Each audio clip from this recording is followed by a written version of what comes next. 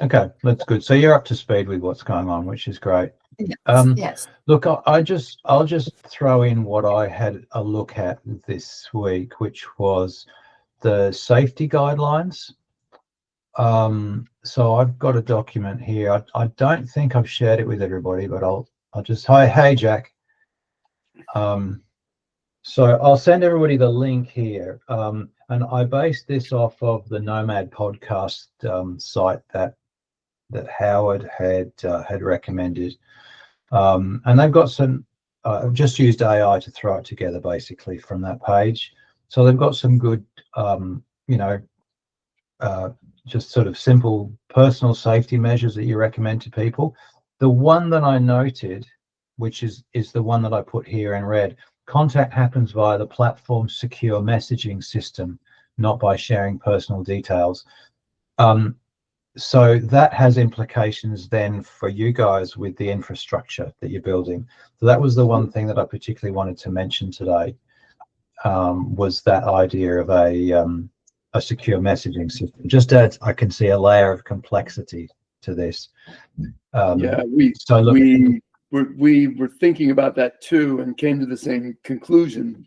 Laird's got something in our sort of outline document about that. Do you want to speak to that at all, Laird?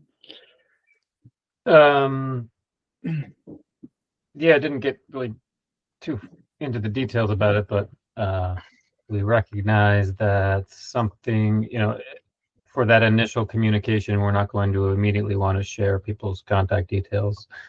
So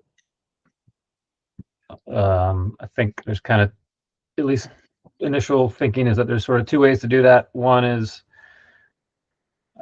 more like what's described in the Nomad privacy policy, where there's a built-in messaging system. So I say, hey, I want to contact this person on the dot, and we have sort of a back and forth through the NCBS app where all we kind of can see is each other's username or something, until we want to take the next step and say, hey, by the way, my phone number is this, and let's actually meet. Another approach is to do it through email, but without sharing people's personal email addresses. The thing I wrote, I think, in our little outline was that I've used for a long time is this app called Craigslist, which you might be familiar with. It's been around forever, but essentially you see something you want to buy in your neighborhood, and you inquire about it, and it sends that person an email, but it comes from 6345 long ID number at Craigslist.com.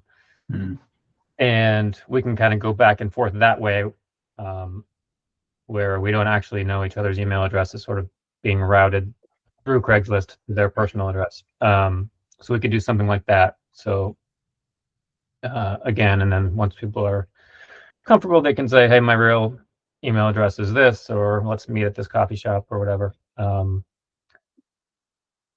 the nice thing about that method is that people never really need to leave their email client, and they're comfortable with it. Everybody knows how to use email.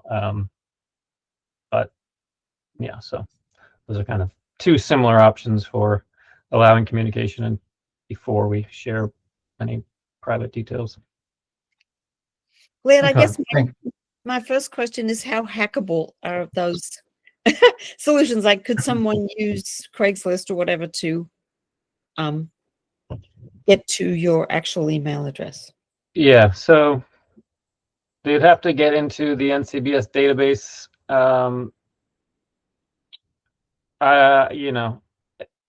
People are quite sophisticated these days, so there's always a possibility of breaches in any system, even the most secure. But we would, obviously do our best. But it is something that if NCBS decides to take this on, we need to think about this extra personal information that we're storing. Just email address is not too bad, but if we're doing email address and it's associated with a location, this gets a little more dangerous. So it's something we're still kind of grappling with. But I think we can do it safe enough and kind of keep various bits of personal information not directly tied in the database and then encrypted. And also, we'll probably only ever store an approximate location. There's kind of no reason to know somebody's exact address. So we'll take what precautions we can, but I'd be lying if I said it's impossible that it could ever be hacked. But I don't know if Steve, you have anything to add on that? No, I mean, I think that's fair, and I think I was just thinking about what personal information.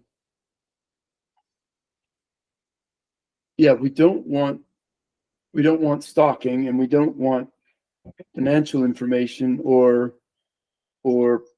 personal, like if somebody is using, if you're having a personal conversation about a deep religious topic, it could well get into, sort of, I've got this or that or the other problem that you might not want the whole world to know about. And we've got to be pretty careful.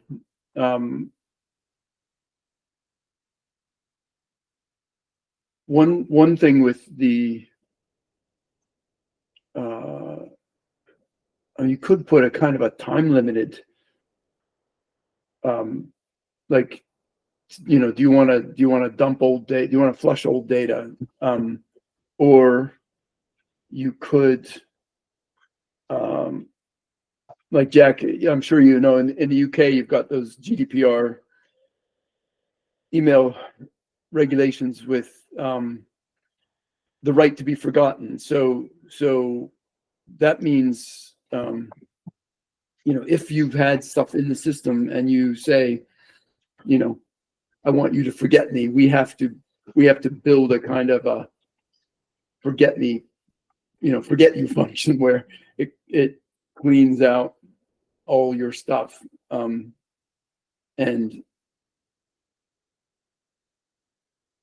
yeah, so we would have to add that. If the more personal stuff we get, the more we have to keep that in mind and get rid of that. So, but I think just for this initial contact stuff, either that sort of Craigslist like message or method or the Facebook Messenger kind of method would be adequate. So another possibility that strikes me as I sit here and listen is it possible to piggyback off another existing system? Like, do you use a Reddit forum, or so push people across to a Reddit forum to make contact? Do you use a Discord server? Is that a better option, an easier option? I don't know. Yeah. It's just an idea that comes to me.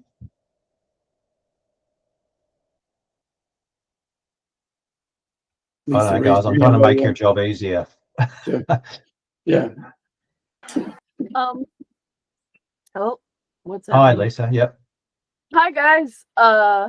My brother showed me an interesting app a couple weeks before Gathering leaves, and when I was talking about how awesome it would be if there would be like a online space that we could all meet up in as Swedenborgians. And then so you're asking about a platform you could push it out to. The name of the app was VR Chat. And the stuff he showed me that people do in there, I'm not sure it's super popular, but it's called VR Chat. And he actually showed me a virtual church service in there. Unfortunately, the people it was like a video in which these people were having a virtual church service, and I'll see if I can find it and send it to you. They had built an online 3D environment. There was a pastor. There were a bunch of people. The people in VR Chat are able to customize their avatars, which might not be very interesting to older people, but for younger people, it's wildly fun for them for whatever reason. They can have like a cat, they can be a cat, or they could be a whatever. And people can apparently, if you're not an able-bodied person, you can come to these things online and you can run around in the environment the same as like a 3D video game, and you can build it. And some of the environments are not built particularly well, but others of the environments are like photorealistic buildings of like a cathedral or something. I saw that, I was like, whoa. And it made me think, because we'd had a brunch recently about Ohio's building that I believe was sold, and I thought, gee, wouldn't it be kind of great if you could put replicas of these spaces that Swedenborgians that mean a lot to us, and then people could run around in them virtually, and if the building got sold or lost or whatever, you would still have some kind of inside representation of it. Now, I know that involves people who are 3D artists. I have done some 3D modeling. It's getting easier with AI, I'm told, but I haven't done AI 3D modeling yet. But I think it would be something that potentially, the other thing I was interested in was what kind of environments would male Swedenborgians wish to hang out in. And my brother, unfortunately, is not still Swedenborgian, but he does spend an inordinate amount of time, in my opinion, on these like inside online environments like games and things. So I was thinking this is a very familiar kind of a place for people to go who are in his younger, more guy-centric demographic. So I was thinking maybe, I know you're laughing, but come on, this is, as a sociologist, I know that sometimes it can be more of a challenge to retain male members than female members at churches. It was the look on your face as you said it, Liz. That was what Yeah, I mean, it wasn't the first thing that came to my mind. But I was thinking like it'd be cool if there was a place where people could meet online and talk, maybe through like a voice thing, not necessarily something that's recording all your texts, because then you have to decide if they're gonna be forgotten or what's gonna happen. Whereas if people just speak, I don't know if games record all of that. I don't think they do, because otherwise you'd have games full of people saying a lot of bad words, which is the other thing I notice about some of these games. But anyway, I'd love to I should find the links and send you them, because I think it's a step beyond what you're thinking of so far, but potentially it's more, it has a lot of functionality, and you could potentially do something more interesting with it. And just strictly a directory list, which would also be helpful, but maybe not as social. Thanks, Lisa. Look, I'll hand over to Steve and Leah just to chat through what where you've got to, guys, with your your infrastructure talks and Sure. Well, while we're on the subject of what Lisa was talking about, I haven't looked at that. It sounds cool. And I think it's actually, I don't know, Steve, if you remember, we build some conference management applications, Skymark, Steve and I, and during the pandemic, when these conferences couldn't get together and in their normal, hotel ballroom, at least one of them used, I don't know if it was VR chat or something similar, sort of to take the place of the coffee break where people would go and meet. And but I remember him showing us this, walk around and have these organic conversations just like you do in real life. But avatars would you could do. So we could do that again. That would be cool. There's also a tool that we were looking at called Matrix, and a sort of a front end called Element that I was looking for sort of a white box or the thing with Discord or Facebook or anything is you have to have an account on Discord or on Facebook. So it's not, there's a barrier for newbies because, you know, they're not necessarily going to be enrolled in that service. So it's nice if you have something that's kind of vanilla that you can just say, go, you know, right now, there you go. And this matrix element thing seems to be vanilla, but we haven't fired it up yet to see. So don't know, just reading about it yesterday. Do you know about the VR chat, Lisa? Did you have to sign up for it, or was it just kind of? I do not know specifically. Okay. Well, my brother was showing me people have taken videos of their characters walking around in these environments. Yeah. So that's what he was showing me, and I can show it to you. Yeah. And I can ask him more things about it. Well, I was trying to figure out how to host a server of it. Yeah. And I got blocked when I realized that I would have to have a business account for Verizon because we have a residential one here, but not a business one. Interesting. Anyway, we can look at it too. But it'd be nice if you could provide a kind of progression from, a sort of a kind of a remote. I mean, email is kind of a anonymous. You know, you're not seeing faces. You don't know where somebody is exactly. So it's pretty safe way to start. It's nice if there's a smooth progression to something like this. You know, a Zoom call where you can. So, well, I was thinking with the avatar function that they have in that kind of environment, like you don't have to look like how you look in real life, which would be good for sort of preventing at least some stalking, maybe. Yeah. And getting to know people. You can make your avatar look like yourself, but you don't have to. Yeah, I agree. So we can maybe do what David said is segue to. So we made this document. I don't know. Do you want to just sort of talk through it, David? Shall we? This is the document you've just sent me. Yeah. Yeah, I've popped it up on my screen. It might get a little tedious, but we could. All right, here it is. I'll let you do the talking, mate, because you know it better than I do. All right. So when we were thinking about this, there's sort of, I guess I'll say, two levels. As we were, it seems like this contacts map thing is one element of a broader engagement need. And so I was talking to people about engagement and some of this before last week and some since last week. And I don't know if I mentioned this cloud to coffee idea. Did I mention that? Okay.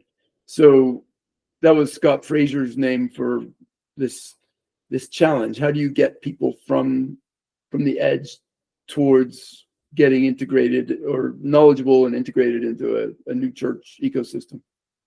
And same thing, you know, there people are getting millions of views and visits, but the number of people who actually get engaged and, you know, get involved is really small. So there's this huge amount of fall off from that arrival at the edge to getting more involved. And does everybody agree with that you guys see the same thing? You get lots of views, but not that many stickers. I'll just sort of modify very slightly what you said. I don't know it's necessarily about sort of getting people into the ecosystem as just allowing them to make contact. In some ways, it's great if we have more church members, you know, people turning up face to face at church. That's wonderful, but that might only be one option. You know, so I think of, you know, there's a couple of guys in Africa that I put in touch with each other, you know, just to be able to bring people together, the possibility of forming new groups and new activities around Swedenborgian thinking, Mhm. whatever it looks like, really. Mhm. Yeah. Yeah, I think you're right. So, and I think it's that paragraph where it says some of it is probably just because that's the way the internet is. That is the way the internet is. You go to lots of sites that you don't particularly necessarily want to stay engaged with, but you wanted to find something out, and that you found it out, and you're moving on. But a couple paragraphs down where it says some of it's likely that we're not great at facilitating the engagement process, and I think that that's broadly true across the church. Is that certainly with NCBS, we have a lot of stuff, but I don't feel like we're great at proactively engaging users when they arrive. Yeah, Jack.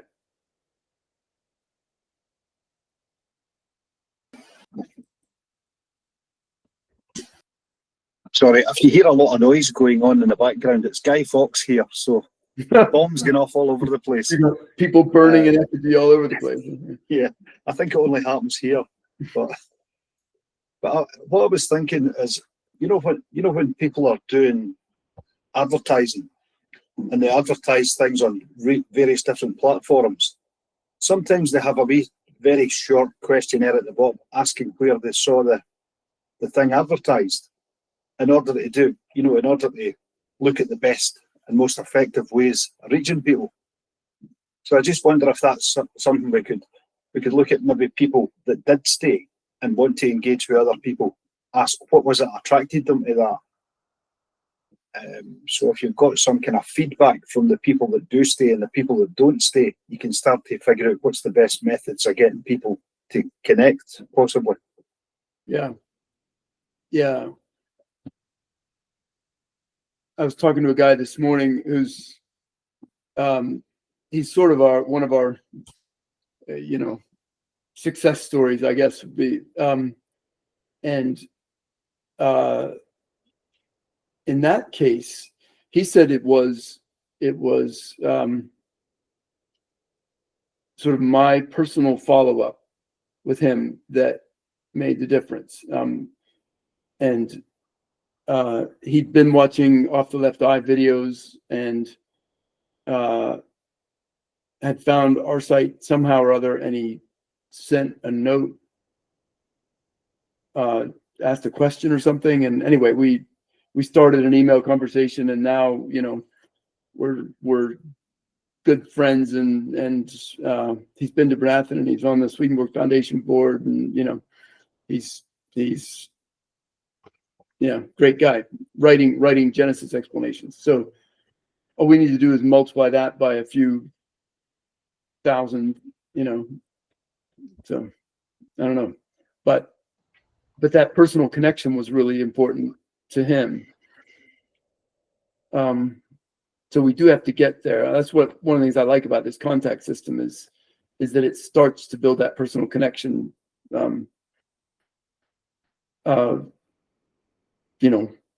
Makes that pretty easy. So let's see, and then this is sort of background for people that weren't in the meetings, and so I've been sharing this with just internally, but I want to share this with like Pierce Fraser at General Church. We were going to talk today. We haven't managed it yet. I did talk to Lisa Weiss at the Lord's New Church, and they are interested in this and supportive of it. So that's good. And I think I ended up sending a note to Jim Lawrence too at General Convention. I certainly have one drafted. I think I sent it late yesterday. So I haven't heard back from him yet either, but that would be good.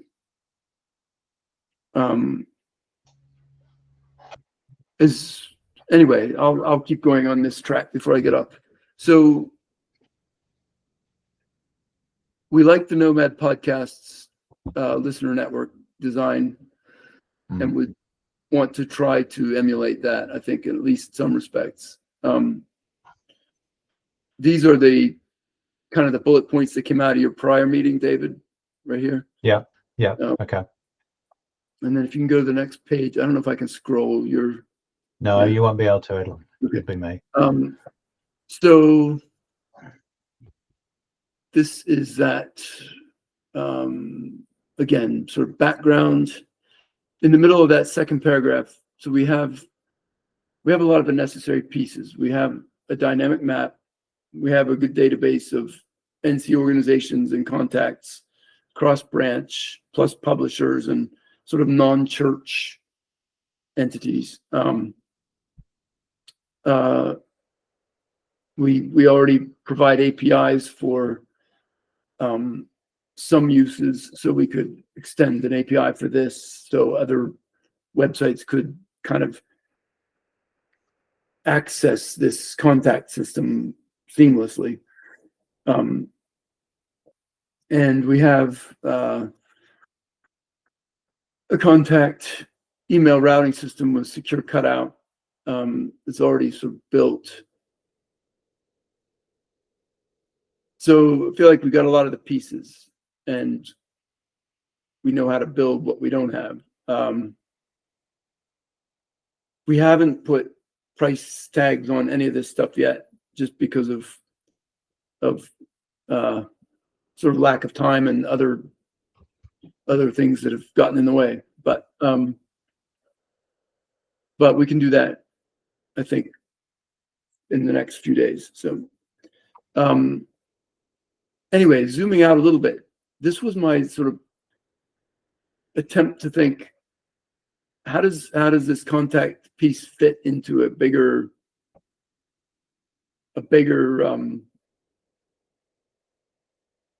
scenario, I guess.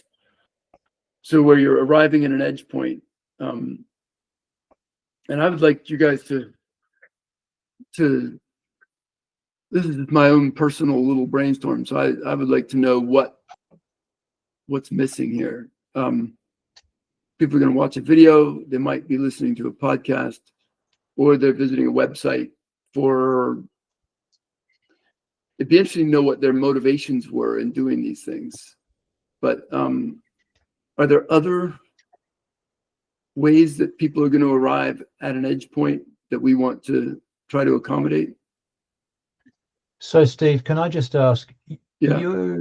you're familiar with Curtis's talk to the General Assembly last year? Yeah. Yeah. So, and look, the Swedenborg social media network was really built around his 4-point. Mm-hmm. You know, he had it kind of mapped out in that talk.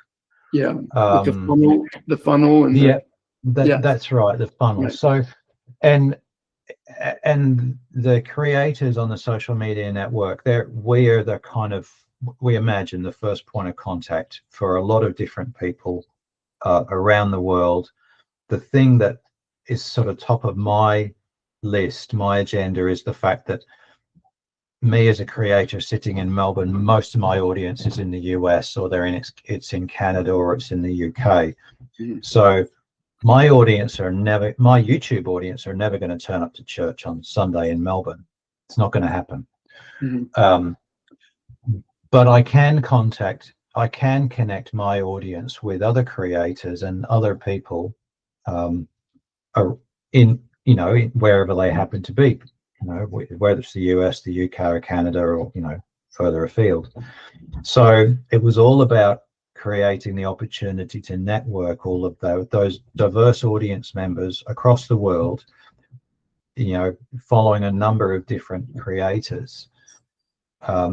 So this was one way of having something that the creators can be aware of and can put out there, and say to their audience, hey, there's this thing, you can sign up and find people in your own area who are if you're interested to talk to anybody. So in my mind, it's been about having something that I can give to the creators on the network and say, go push this, go push it out to your audience. Mhm. Let's see what connections we can make between different audiences. Yeah. Do you think it's not limited to social media? Oh, not or- necessarily. No, I mean, yeah, if there are other ways that Swedenborg, other ways that if people are discovering Swedenborg, how do they find other people who are similarly interested? Yeah. That's really the crux of what we're trying to do here. We just happen to be working in the social media space. Mhm.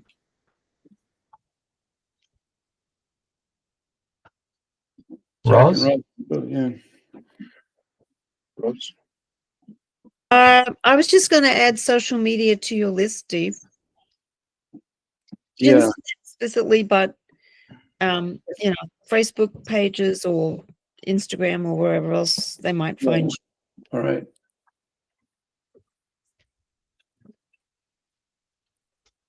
Yeah. What do you think social media, how is social media different than, like, is YouTube social media?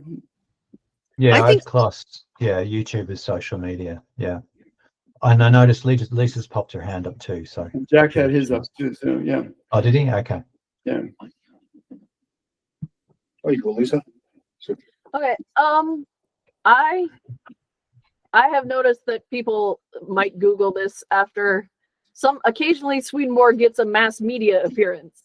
He was on Ancient Aliens when they talked about Earth and the universe. And I thought, oh, okay, well, if that's going to happen, maybe somebody would be like, hey, what do you mean there was a guy in the 1700s who wrote a book about aliens? So you might get a couple hits from that. Yeah, or that movie that was set up in New York State, some Things heard and seen. ghost house. Yeah, right. And there's another movie coming out that I swear I saw an ad for it, and I was like, that's a premise from Swedenborg. I can't remember the name of it, but the woman dies and she meets her two husbands she had in life, and she has to decide what eternity, who she's gonna hang out with in the afterlife. And I was like, I think somebody ripped that up from us. Oh well. So yeah, I would maybe put like a mass media. Doesn't happen very often, but it could happen. And Jack?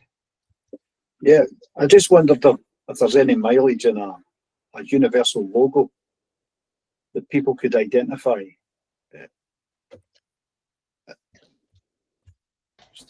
I'm making notes in my own little window here that I'll add in. So, Yeah, I've also got a recording and a transcript going too, so it'll all get picked up one way or another. Yeah. Yeah, I was really impressed with that transcript tool. That was very cool. So this actually kind of segues into, so you think of all these things as gateway sites. I was thinking of, so there's a geographic map, but is there also like a content map? And David, you know how you have that spreadsheet with the different channels and the different entities. Yeah. It's not very mappy, but yeah. I wonder if there's a way, maybe like Lisa was talking about, some kind of a 3D space where you can find things that are interesting to you from a content standpoint instead of a geographic one. Anyway, so just that was just. Did you ever read Pilgrim's Progress? You know, he's got the Slough of Despond and the I can't remember what all the things are. Slough of Despond was stuck in my head, but you could have that kind of a graphical map. Anyway, that was just a thought. Lisa? Yeah, I was gonna say my stepfather, Michael David, had a site that had sort of some content organization. He ran the newearth.org, board, and unfortunately, it may be extremely difficult to recover at this point because his equipment, when he passed away, was bequeathed to people. So Well, I don't know if it can be recovered. yeah, but we tried with. So how are you his stepdaughter? My mother, Lori Nelson, married him after Well, she divorced my dad, Charles okay, Cupp. Okay. Well, he's my first cousin, so you're my step something or other cousin, I guess. Oh, Once or twice removed or something. Who knows? How how fun! about We're that? not family trees. They Yeah, there you connected. go. So okay. But you can get some of it. I've been able to recover some of it from the Wayback Machine. So Mhm. I have at least some of his little logos and the menus of the boards he used to have, if not Mhm. access to the boards Oh, that's themselves. good. That's a good idea. But yeah, like he did have some kind of content map of people could go to different places if they were interested in different topics. And our Deborah's Tree site sort of has a few different pages, but is maybe not as, we don't have bulletin boards that people can write back and forth on. So Okay.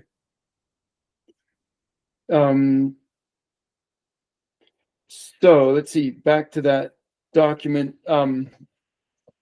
So people, they arrive, they want to, I think people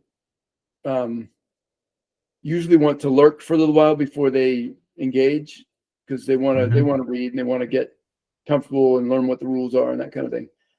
But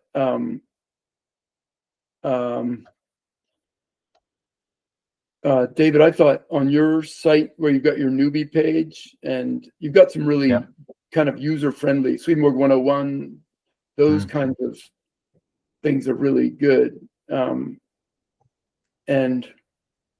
it'd be nice to kind of lead with those. And then right now, if you sign up for an account on our site, it prompts you to validate your thing, and then it will say, hey, would you like to do a reading plan or something? There are a couple of little follow-ups that you get if you have to sign up for an account. But again, we're not, I don't think we're great at that. I'd like to try that. Amazon, if you buy a shovel, it says, would you also like to have a rake? And that's a nice functionality to think about adding. And then that beginning of interaction. And Dave, I don't know if you can scroll down a little bit more, but this is, I think, a forum, like you mentioned one on Deborah's. You mentioned you don't have one on Deborah's Tree, is that right? But I think it would be nice to have a forum tool where it's not really one-on-one. It's just you interacting in a crowd, and there's still a little bit of anonymity there, and you can have an avatar or a screen name. And then I think our chat bot, I think I mentioned this last time, it gets a lot of traffic, and it's a non-threatening way to begin to interact, even if it's with just a bot. But I was thinking, as part of that, it would be nice within the bot if you could say, if you'd like to talk to a real person, here's a way to do it. And ideally, we kind of have like a global concierge desk where somebody could be, just online and available. I'm online on Discord and, WeChat, not WeChat, WhatsApp all the time. So, it's not hard for me to sort of be on duty at a, to handle chat requests. So I think we could do something like that as a global church thing. Steve, that's fine at the moment, but the hope is that it scales and it gets bigger and bigger, and I can imagine that becoming overwhelming when we start to talk in the thousands of chat requests coming in, you know. Yeah. I say it's not where we're at the moment, but it's where we'd like to be. Hey, so yeah, we want it to be scalable. I think that's really quite important. Yeah. What do you have in mind for scalability? Like how would you approach it?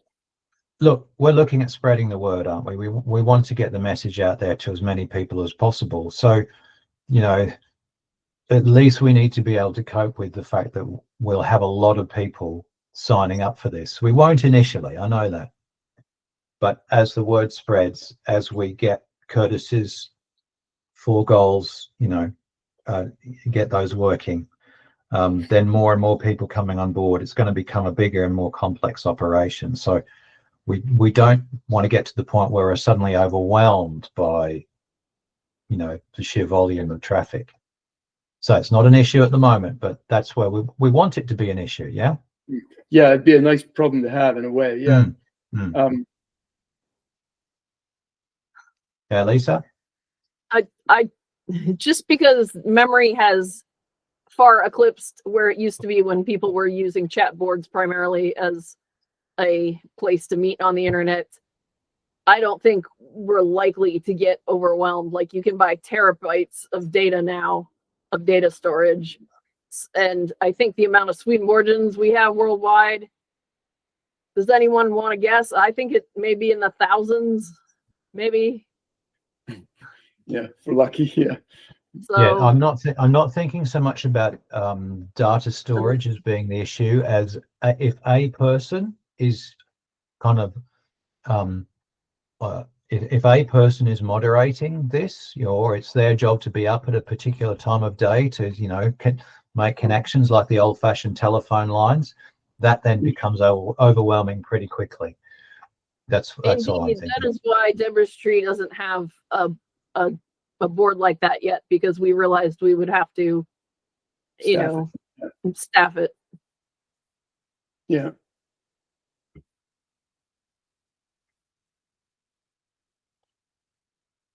Oh, Jack, sorry. Yeah, I'm just wondering if is there anything we could learn from Local Praxis Network and David Miller, because they seem to have done an awful lot of work on networking, and it seems to be quite successful. Okay. I can have a chat to Dave or Sarah. Yeah. I think I did ask David about that, and it's not big. It is successful, but it's not. It's like 10 groups or something. It's not 1,000 groups. So, so I don't know. Yeah, it'd be interesting to ask him, see what he says about it.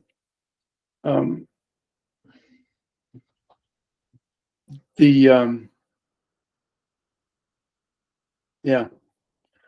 I mean, ideally, if it scales, the people who are, have been involved for a year are now manning the help desk, so it might sustain, or maybe they have to get routed into forums or chatbots. But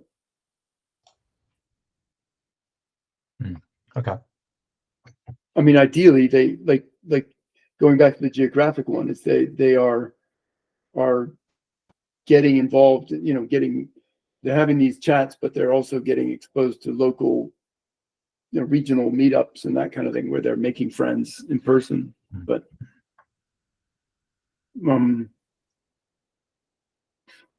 anyway, so you go from those kind of forums to sitting in on a lecture, maybe attending a virtual service, talking one-on-one, maybe with a chatbot, but then to a real person. And then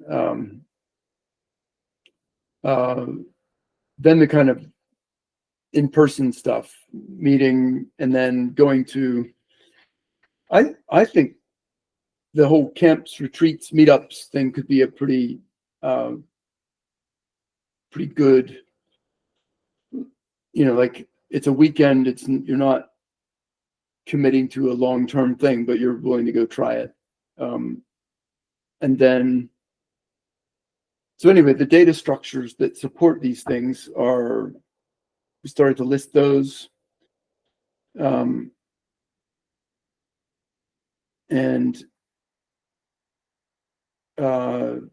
if you look down in that contact network bullet points, you're going to probably stratify by where somebody is geographically, their language, topics, group types. If you're meeting in groups, what kind of group do you want? The people who are contacting, the people who are coming to the sites, how do we vet them a little bit? How much info do we collect, and what all do we want to know? Do we give them a quiz? Like, are you a nice person? Are you? I don't know. You know how when people go to like Airbnb or something like that, you get Your reviews. You get Reviews a review, you both get a ways. rating. Yeah. Are you a good renter, and are you a good rent? Yeah. Are you a good landlord, and are you a good renter? And that's pretty common. I mean, they do the same thing on eBay, don't they? For purchases, are you a good seller, or are you a good buyer? Yeah. And it's, I think, a well accepted structure way of doing things, I think. And like Laird was talking about Craigslist, I believe they do the same thing. It's and you can get yourself blackballed by being unreliable or misleading or whatever.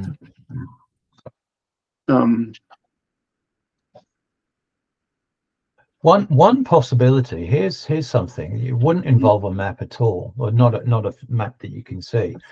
But imagine you came to a site like this and you signed up and you said, I'm in, maybe you drop in your postcode, right? A very, very sort of basic sense of location. And then once you finish the questionnaire, it might come up with, and you submit your form, it might say your nearest Swedenborgian is so many miles away. Or, something to give you a sense of, oh, there's someone in this, that might be quite close to me. Yeah.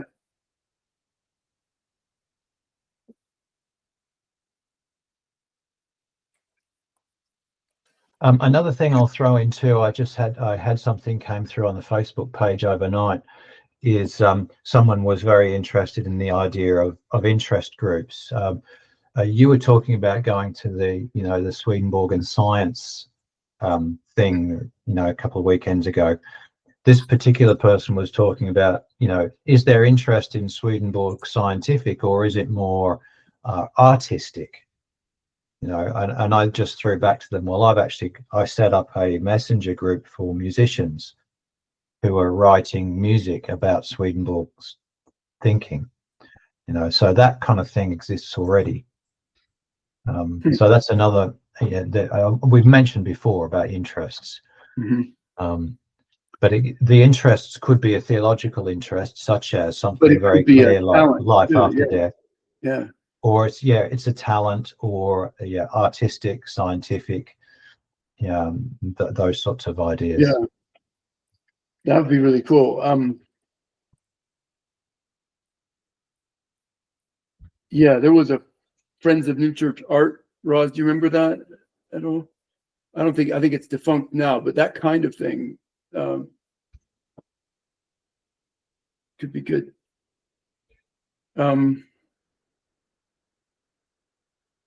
So anyway, then we got down into this sort of started to get into details. So that sort of set the context of things we might want eventually, and then here's the contact map. We think we can extend it. it could look, it could start looking for groups. If it doesn't find one, it could look for individuals that are nearby, your nearest Swedenborgian. Again, this is sort of privacy things in the next three bullet points. Then we get into that messaging options that Laird was describing earlier. We don't probably need to go into the details now, but it's you can read it. This is a shared Google Doc, and David, I'm sure, can share it with or put it in the shared folder, right? To move it in there. Yeah, I'll do that. But let's see. Then, yeah, the idea of forming a group, we thought was probably a phase 2 kind of thing. You wouldn't need that right away. But like the idea. Then we got into the vetting a little bit. Just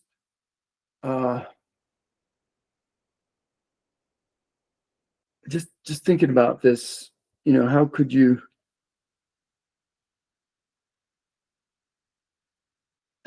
do it? I don't really know. If when I do it, if somebody approaches me, I'll look on LinkedIn, or I'll look, see if I can find anything about that person online, just to get a sense of, is this a good person to talk to, or is this a dangerous person? Jack, yeah.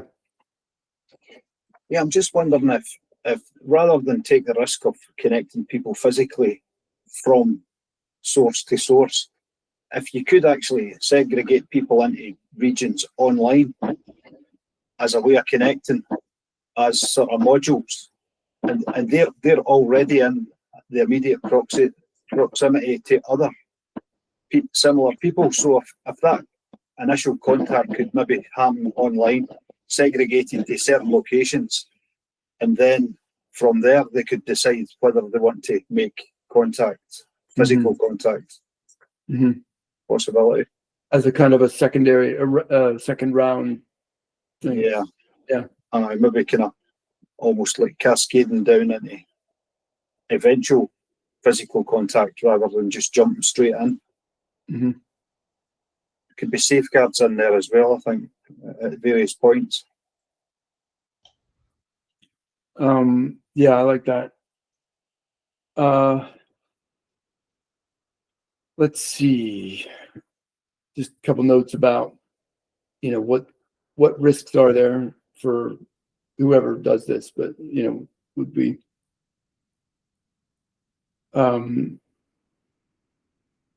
there's the reporting, flagging bad actors. Then we talked to Claude AI about particulars, their recommendations about system architecture, and you can see all that. We probably don't need to go into it here, but and this is Claude talking. I mean, that's Laird's question, and then Claude's answer with some little bit of edits, but not much. And Claude isn't taking into account our existing architecture, so some of the things it suggests are probably not the way we'd go, but it's useful to see it. So it's got the front end and the back end, the database. PostgreSQL is the database we use, and it's one of the ones they recommended, so that's good. And then, yeah, they had the idea of avatars and group images and that kind of thing. A lot of the things we've talked about are in Claude's spec, so that's good. There are the anonymized messages. To get down, they have the idea of in the groups, the sort of member list, but again, we can add that easily. We actually have some of that already. So, yeah. just some stuff about the blocking, reporting. There's your So I find nearby just- users, David, with I the just radius. flag something. So I notice here, store exact locations, but only display share rounded coordinates. You wouldn't need to store, I think you've mentioned this, but you wouldn't need to store exact locations particularly, would you? Well, we do for churches, so people can get directions to the churches, but For an individual, a we don't postcode for or individuals. a suburb would be enough, wouldn't it? Yeah. Because we're not trying to create a mailing list we can hand on to an existing group and say, here, go contact this individual. Right. We're talking about making individuals or giving individuals the option to contact one another. Yeah. So we don't need that exact like that, and that, as you've said before, gives a level of security, and privacy to that person. You touched on actually, I think this will be one of the trickiest issues in this whole thing is the sharing of data by the church organizations, sharing of mailing lists. For one thing, it's not allowed, but by GDPR, Jack can't share his mailing list with us, for example, without getting the permission from those people to do that, if it's governed by GDPR. So we have to build that in the sort of, are you willing to, and I think you have to ask the people, are you willing to have your information shared by other church branches? And the church branches have to agree not to sheep steal. This is a system people opt into. I think that probably is quite important. Individuals opt into this. And there's no, I'll have to check my safety thing, that there's no sense that we're collecting a database to hand on to a church to then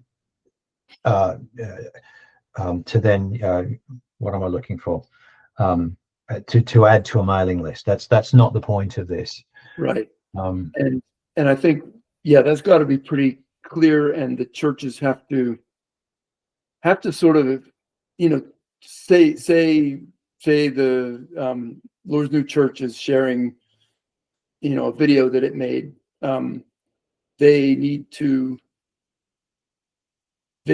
sort of be aware that somebody arrives, they watch this video, and they could very well go to a Deborah's Tree site or a Australia site or a General Church site, and that's okay. That everybody's going to win some and lose some visitors in a scenario like that. But I think I just think that's got to be okay. But we have to make sure that that everybody, they opt in. The churches don't try to build their own mailing list, build competing mailing lists from it or that kind of thing. So I think it's more of it is a technical issue, but it's also a I don't know, political issue, for lack of a better word. We just have to make sure that we handle that appropriately. So my default would be we don't do anything with the data, even ourselves. We could, sure, you can have a checkbox when they're signing up and saying, or they could choose to say, please contact me about various new church matters. But the safest thing to do is not do that, not share with anybody, not even bug them, hope that they start these communities of people and that they get involved, and then they visit these various sites and sign up because, hey, I want to be involved, so I go to newchurch.org and I sign up, or whatever it is. So it's just the only way to do it, but it's simplest and safest. These people are already here signing up, so it's not like we need to market to them a whole bunch and say, please come to our church. It's probably just going to turn them off from whatever's, connection they've started. In my head, I think there's two things about this. One is, once we're all dead and buried and someone else is running this, we need probably like a policy document that says this is how we operate this. Okay, that it's not a mailing list system growing for a particular congregation or particular group. That it's about allowing people to come in and find their own way to wherever they happen to go and whoever they happen to meet. So it needs that kind of high level policy thing so people taking over from us can run it in the right way. But the other thing about it too is putting it on the front end so that people know what they're signing up for. They know, and it's stated right up front. They're not, you're signing up to this, but this is about your choice, your freedom, your connection with people. It's not about Swedenborgian groups coming and farming your data and pushing stuff out to you. There may well be the option, as you said, Laird, but this is not what this is about. So just to make people feel comfortable, okay, I'm signing up with something that, that I'm active in, and in a sense, kind of put the onus on them. If you want to get anything out of this, you've got to, go reach out to someone, talk to someone. Yeah, that makes sense to me. Look, So I just mentioned I might have been over complexifying it then. That's no, okay, that's all right. I just say I noticed it's 5 minutes past the hour, so we probably need to wind up pretty quickly. okay. We haven't, but is there anything you want to finish off on, Steve? Scroll down the next page for a sec. Geospatial, progressive.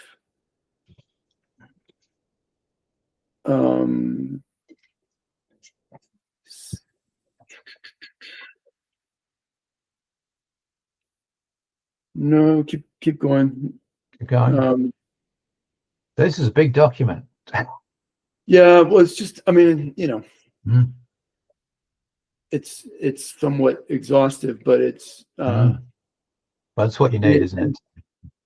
Well, and it might be overkill too. And again, Claude is talking about stuff that as though it was being built from scratch. And so like we're not going to use Heroku or Render or Railway because we've already got a deployment to. But look down. Oh, highlighting. So yeah, so Laird's or Claude's conversational elements are in pink, and Laird's reply is in blue there. That minimum viable product right above that, the 1, 2, 3, 4, 5, 6, is pretty good starting point.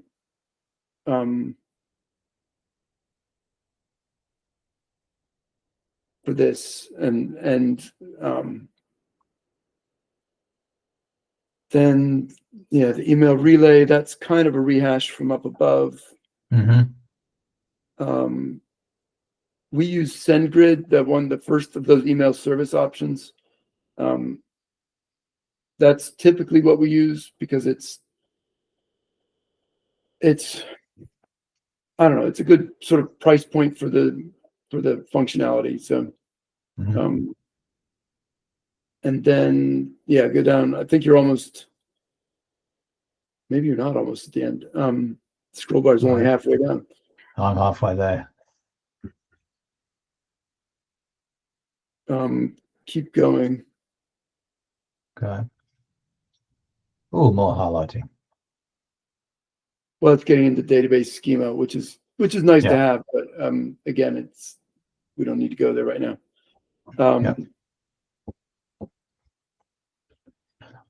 Or Look, my question, I suppose, is next steps now. Yeah. Where do we go from here? I was curious about, did you talk to Curtis and Chris or anybody like that about it? I've sent an email. I've had no reply. Okay. And I sent the email a week ago. I'll send another one. Yeah. And I haven't gotten, like I said, with Pierce, we didn't manage to talk today. So, and that's another important conversation, but we'll see. Yeah. So do we plan to meet again? What's Yeah. Where do we go next? You asking me? Well, I'm Everybody? asking anybody. Everybody. I'd say, we need to kind of take all this stuff and go, okay, what would we actually build and what would it cost? And and that's, I think we're ready to do that. How big is the, what do you call it? SSMN? How many Swedenborg members? Social Media Network. Yeah. The Facebook page currently has 164 members, when they're not all creators. Okay. If you have a look at that the spreadsheet, that'll give you a much better sense of how many creators there are. There's probably about 80. Okay, that's a lot. Yeah. So they're all channels that I would hope would be able to sort of take this and push out to their audiences. Okay. So we can start to get some activity on it. But of course, we've got to build the thing first. Yeah. But yeah, that's what we've got at the minute. Okay. Do you want to give you a couple of weeks to go and sit down and sort of chat about building this thing, and we'll get a better sense of what it looks like and how much it costs? Yeah, and we might want to just bounce some stuff around by email in the meantime. Yeah. Oh, a question I had is, should I set up a Google group for this? Is it an easier way to go with just? This has been fine so far, but Okay. But sure, we like Google groups too. Okay. Well, I might do that. I'll throw everybody's email address in a Google group, and we'll just use that for this. And it'll be a short-term thing. Once the thing's built and running, then we won't need it anymore necessarily. Jack, I noticed you had your hand up, and I think Lisa did too. Jack? Yeah, I was just going to say, I've got a Facebook page called Spiritual Friends, and it's got almost 1,000 followers. But it's a global thing, so I could possibly reach out to people on that and see if they've got any. But I would wait until I've got somewhere to direct them first, I think. Yeah. We need to go to our creators and say, here's a thing. Here's a thing that is actually working now. Go and push it out to your audience. So I don't think I have your Facebook group listed on my spreadsheet, Jack. I'll need to get it from you. It's a kind of global thing, so it's kind of discreet within your organisation, I think. Yeah, that's fine. Lisa? I think, and I'm a sociologist, so I'm going to always solve problems this way. I think you should get all the people, all the stakeholders, Pierce or whoever else, and all these people in the group, and survey them and say, these are functions we are thinking of building into a thing. Like, first state the purpose of the thing, then say, these are the functionalities we've been considering building.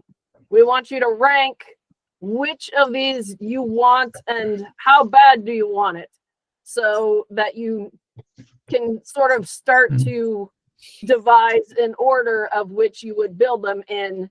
And, are there ones that nobody wants, so you can cross them off the list and you don't have to build them.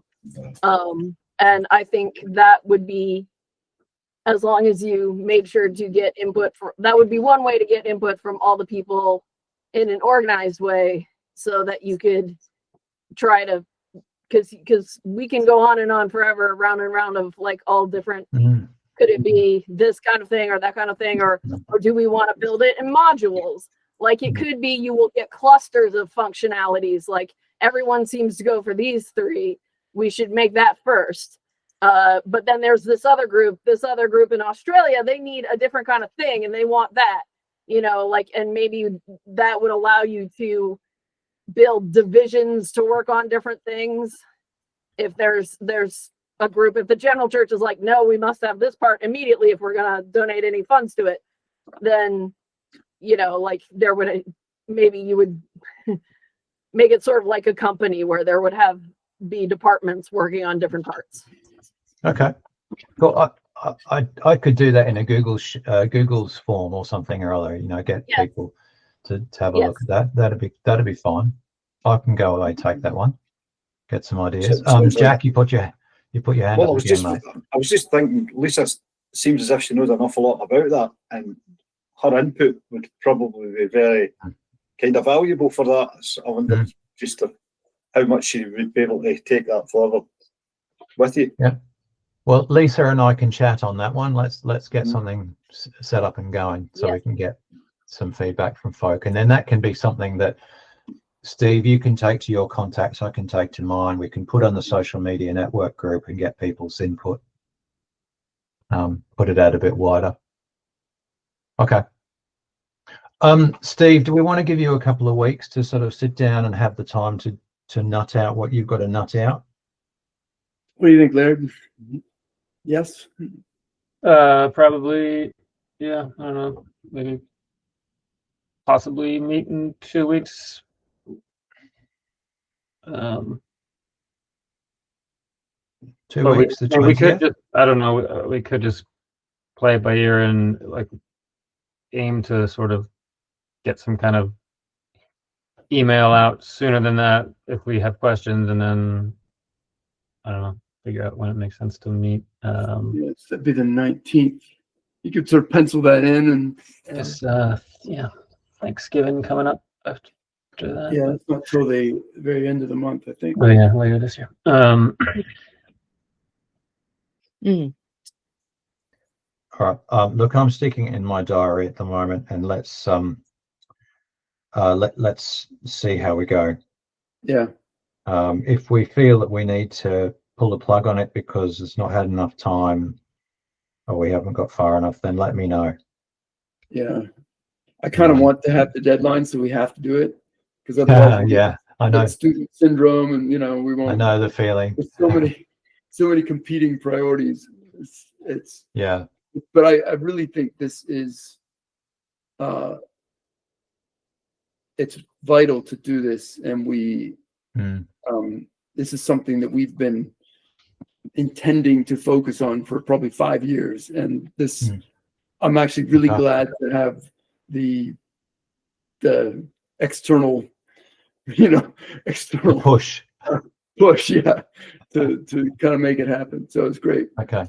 That's great. I'm really pleased that the visions are kind of coming together and working together. I think that's fabulous. Okay. All right, I'm going to let you get on with your day or your evening, wherever you happen to be. Thanks so much for joining in, and we'll hopefully see you in a couple of weeks. Yeah, Jack, you better get to bed, right? Probably late for you. So. I'll not be too long. Yeah, definitely. All right. See you, everybody. Good night, everyone. Bye.